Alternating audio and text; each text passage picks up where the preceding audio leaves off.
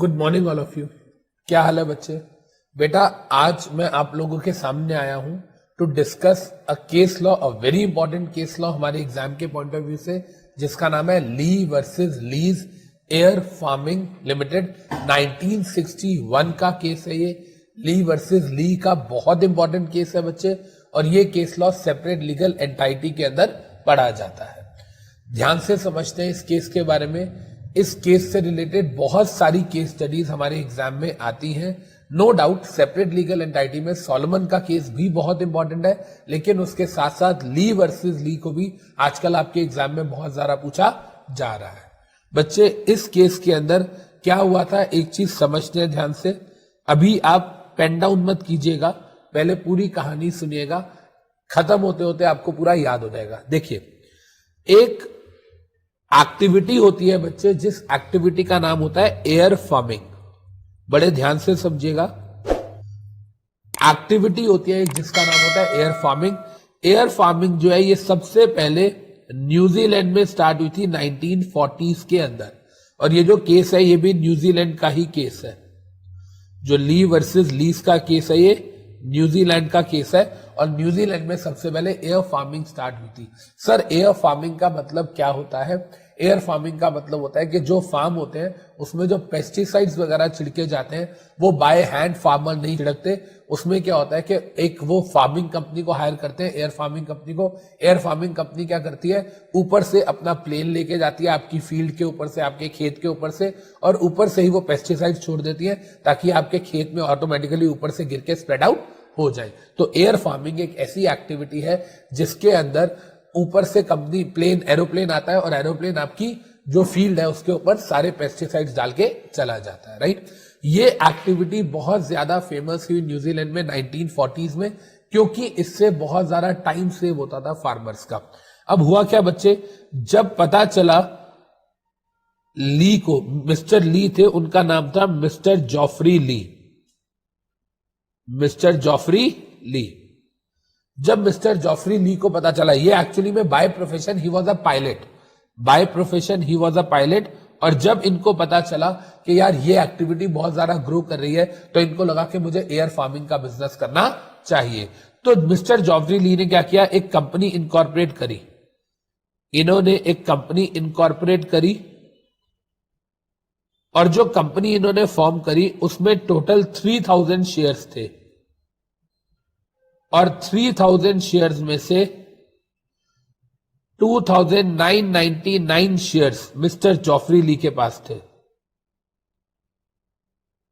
इन्होंने 2999 शेयर्स लिए और एक शेयर अदर पर्सन को दे दिया। और वो भी क्यों दे दिया, आप जानते हो कि कंपनी बनाने के लिए, प्राइवेट कंपनी के लिए स्पेशली कम से कम 2 मेंबर्स चाहिए, और आपको इतना पता है कि हर पर्सन को कम से कम एक शेयर देना पड़ेगा, यस और नो। तो यहां पर मिस्टर जॉफरी ली ने एयर फार्मिंग का बिजनेस करने के लिए कंपनी फॉर्म करी। अब आप बड़े ध्यान से समझिएगा बेटा प्लीज ऑल ऑफ यू। इसके बाद क्या हुआ, पहले बताइए, यहां तक किसी को कोई डाउट? सिंपल है कि सेपरेट लीगल एंटाइटी का केस है जिसका नाम है Lee versus lease air farming limited, 1961 का केस है। आपको पता है कि ये ईयर हमेशा ईयर ऑफ जजमेंट होता है। एयर फार्मिंग का केस है न्यूजीलैंड का। न्यूजीलैंड में सबसे पहले 1940 में एयर फार्मिंग स्टार्ट हुई, और mister Geoffrey Lee was a pilot, तो इन्होंने एयर फार्मिंग के लिए एक कंपनी बनाई लीज एयर फार्मिंग के नाम से, जिसमें 3000 शेयर्स थे और 2999 शेयर्स इनके नाम पे थे, राइट। अब बड़े ध्यान से समझिएगा बच्चे, अल्टीमेटली हुआ क्या, जो मिस्टर ली थे इनका एक्सीडेंट हो गया। एक दिन एयर फार्मिंग करते हुए इनका एक्सीडेंट हो गया, और जब एक्सीडेंट हो गया तो इनकी डेथ हो गई। जो मिस्टर जॉफरी ली थे, जो कंपनी के मालिक थे, प्रमोटर थे, जिन्होंने कंपनी फॉर्म करी थी, उनका एयर फार्मिंग करते हुए प्लेन क्रैश हो गया और उनकी डेथ हो गई। अब डेथ होने के बाद कहानी आगे बढ़ती है, सुनिएगा बड़े ध्यान से। जब इनकी डेथ हो गई उसके बाद मिसेस ली जो है, मिसेस जॉफरी ली गई कंपनी के पास, और कंपनी को जाके बोलती है कि मेरे हस्बैंड का डिमाइस हो गया है, मेरे हस्बैंड की डेथ हो गई है। आपको सबको पता है, क्योंकि कंपनी जब चल रही थी तो जब कंपनी चल रही थी तो वो कंपनी के मालिक थे, तो ये कंपनी के पास गई और जाके बोलते हैं कि मेरे हस्बैंड का डिमाइस हो गया है, और जब मेरे हस्बैंड का डिमाइस हो गया, डेथ हो गई है उनकी, तो कंपनी जो है वो कॉम्पनसेशन पे करे, कंपनी कॉम्पनसेशन पे करे। आपको पता होना चाहिए कि जब भी किसी एम्प्लॉय की काम करते हुए डेथ हो जाती है तो एम्प्लॉयर जो है वो उसे कॉम्पनसेशन पे करता है। इस कॉम्पनसेशन के लिए इंडिया में भी लॉ है जिसका नाम है एम्प्लॉइज कॉम्पनसेशन एक्ट। न्यूजीलैंड में भी इसके लिए एक लॉ था जिसका नाम था workman compensation act 1922, workman compensation act 1922। India में लॉ का नाम है एम्प्लॉइज कॉम्पनसेशन एक्ट 1923, राइट। तो कहने का मतलब मिसेज ली अपने हस्बैंड के डिवाइस के बाद कंपनी के पास जाती है, कंपनी को जाके कहती है कि मेरे हस्बैंड की डेथ हो गई है, ही वॉज वर्किंग विद यू, हमारी कंपनी में वो काम कर रहे थे, because he was chief pilot of the company, वो कंपनी में चीफ पायलट का काम कर रहे थे, तो इसलिए मेरे जो हस्बैंड है उनका कॉम्पनसेशन मेरे को मिलना चाहिए। लेकिन ये जो कंपनी थी, ये जो लीज एयर फार्मिंग थी, इन्होंने बोला कि देखो जी, हमने अपने सारे एम्प्लॉयज की इंश्योरेंस करवा रखी है, क्योंकि आपको पता होना चाहिए कि जब भी किसी कंपनी के एम्प्लॉय की डेथ हो जाती है तो कंपनी को उस एम्प्लॉय को कॉम्पनसेशन देना पड़ता है। तो कंपनी क्या करती है, बर्डन हम पे ना पड़े, इसलिए कंपनी उसकी इंश्योरेंस करा लेती है इंश्योरेंस कंपनी से, कि अगर कोई एम्प्लॉय को खुदा ना खास्ता कुछ हो जाए तो कॉम्पनसेशन हमें ना देना पड़े, किसको देना पड़े, इंश्योरेंस कंपनी को। तो ये जो लीज एयर फार्मिंग थी, इन्होंने मिसेस ली को रेफर कर दिया, इन्होंने कहा जी देखो हमने तो इंश्योरेंस करवा रखी है, तो आप इंश्योरेंस कंपनी के पास जाइए और इंश्योरेंस कंपनी को बोलिए तो वो आपको पैसे दे देगी। इसमें कोई डाउट? ठीक है जी। आई रिपीट, कहानी क्या है सर, न्यूजीलैंड के अंदर एयर फार्मिंग स्टार्ट हुई। जब एयर फार्मिंग स्टार्ट हुई तो मिस्टर जॉफरी ली पायलट थे, इनको एयर फार्मिंग का बिजनेस पसंद आया, इन्होंने अपनी कंपनी फॉर्म करी, 3000 शेयर से कंपनी बनाई, 2999 शेयर इन्हीं के पास थे। इसके बाद मिस्टर ली जो थे उनका एक्सीडेंट हो गया, मिसेस ली कंपनी में गई कॉम्पनसेशन मांगने, कंपनी ने क्या बोल दिया जी, हमने इंश्योरेंस करा रखी है अपने सारे एम्प्लॉयज की, आप वहां से जाके क्लेम कर लो। अब जब मिसेस ली जाती है इंश्योरेंस कंपनी में, इंश्योरेंस कंपनी ने इन्होंने क्लेम किया कॉम्पनसेशन, तो इंश्योरेंस कंपनी ने इनको कॉम्पनसेशन देने से मना कर दिया। इंश्योरेंस कंपनी ने मिसेस ली को डिनाई कर दिया। किस ग्राउंड पे डिनाई किया? इन्होंने कहा जी देखो, जो कंपनी है, देखो मिसेस ली क्यों जा रही थी, मिसेस ली कह रही थी कि मेरे हस्बैंड इस कंपनी के एम्प्लॉय थे, he was a chief pilot of the company. लेकिन इंश्योरेंस कंपनी कहती है नहीं जी नहीं, वो एम्प्लॉय नहीं थे, वो तो कंपनी के एम्प्लॉयर थे, वो तो मालिक थे, वो तो कंपनी के मैनेजिंग डायरेक्टर थे, वो तो चीफ पायलट भी थे कंपनी के, लेकिन चीफ पायलट होने के साथ साथ वो कंपनी के एमडी थे। जो एम्प्लॉइज को कॉम्पनसेशन, एम्प्लॉइज कॉम्पनसेशन एक्ट या वर्कमैन कॉम्पनसेशन एक्ट बोलता है कि वर्कमैन को कॉम्पनसेशन मिलेगा अगर काम करते हुए उसकी जान चली गई तो, लेकिन he was not workman, he was managing director of the company. ठीक है जी। अब जो मिसेस ली थी उसने फाइनली केस कर दिया। पॉइंट समझ आ रहा है आपको? भाई हस्बैंड की डेथ हो चुकी है, कंपनी से कॉम्पनसेशन मांगा, कंपनी कहती है कि हमने इंश्योरेंस करा रखी है, इंश्योरेंस कंपनी के पास जाओ, इंश्योरेंस कंपनी के पास गई तो इंश्योरेंस कंपनी ने कॉम्पनसेशन देने से मना कर दिया, और इंश्योरेंस कंपनी ने क्या बोला कि सॉरी जी हम कॉम्पनसेशन नहीं दे सकते, because he was not a workman, he was not covered under the definition of workman, he was the promoter of the company, he was the managing director of the company, and he was a person with majority shares, 2999 shares उसी के पास थे, वो और company दोनों same है, right. अब यहां पर बड़े ध्यान से समझते हैं, बात चली गई कोर्ट के अंदर, अब हाउस ऑफ लॉर्ड्स में बात चली गई, कोर्ट में बात चलेगी। अब कोर्ट की क्या जजमेंट आई सुनिए। कोर्ट ने बोला जी आप एक चीज बताइए, इस बात को हम मान लेते हैं कि मिस्टर जॉफरी ली कंपनी के प्रमोटर हैं, प्रमोटर थे, राइट। ये भी मान लेते हैं कि ये कंपनी के मेजॉरिटी शेयर्स भी इन्हीं के पास थे, मतलब कंपनी का कंट्रोल भी इनके पास था। कोर्ट ने बोला चलो हम ये भी मान लेते हैं कि ये कंपनी के मैनेजिंग डायरेक्टर भी थे, लेकिन हम इस चीज को भी तो मान रहे हैं कि वो कंपनी के चीफ पायलट थे, he was working as a pilot in the company, अगर उनकी जगह किसी और पायलट की डेथ हो जाती, क्या इंश्योरेंस कंपनी कॉम्पनसेशन देती या नहीं? बिल्कुल देती। तो he was also pilot in the company, being a chief pilot, he is covered under the definition of workman, right? और क्योंकि he is covered under the definition of workman, तो compensation मिलना चाहिए। कोर्ट की क्या लैंग्वेज थी पता है आपको? देखिए, कोर्ट की लैंग्वेज थी कंपनी बीइंग इनकॉर्पोरेटेड, जिस दिन कंपनी इनकॉर्पोरेट हुई थी, company being incorporated is covered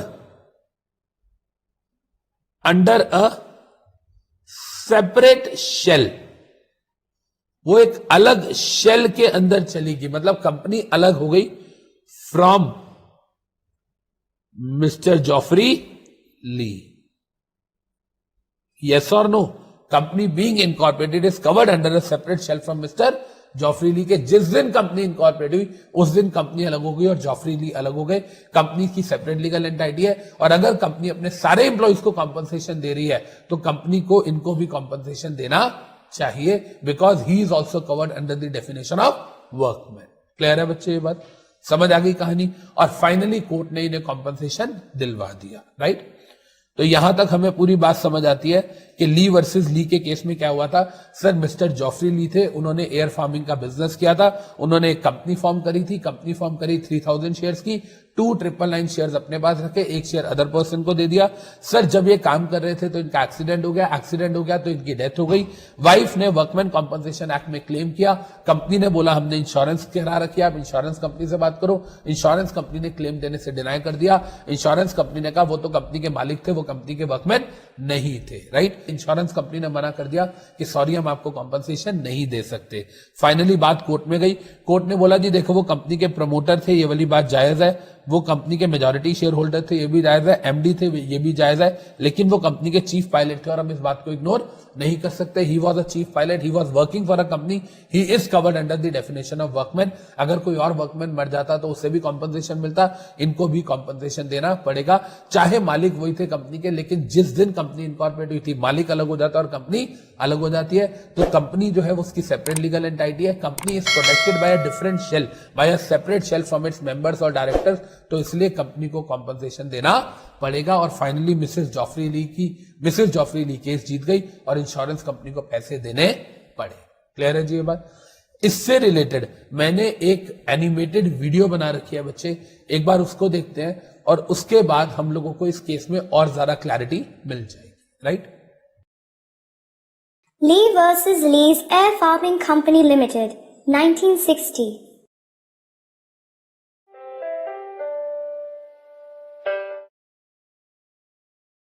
Mr. Jeffrey Lee incorporates a company under the name Lee's Air Farming Company Limited.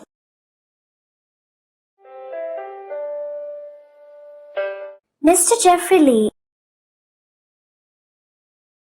out of 3,000 shares, he owns 2,999 shares of the company. He was the director of the company. He was also the chief pilot with a salary. Air farming.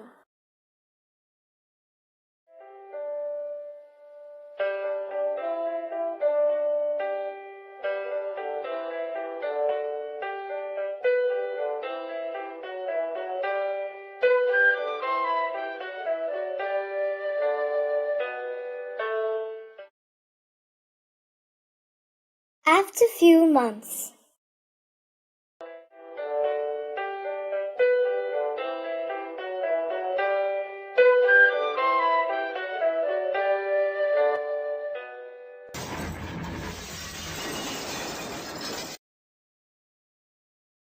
Mr. Jeffrey Lee died in a plane crash during air farming. According to the Workmen Compensation Act, 1922, at the event of the death of an employee, the family of the deceased is to be provided with compensation.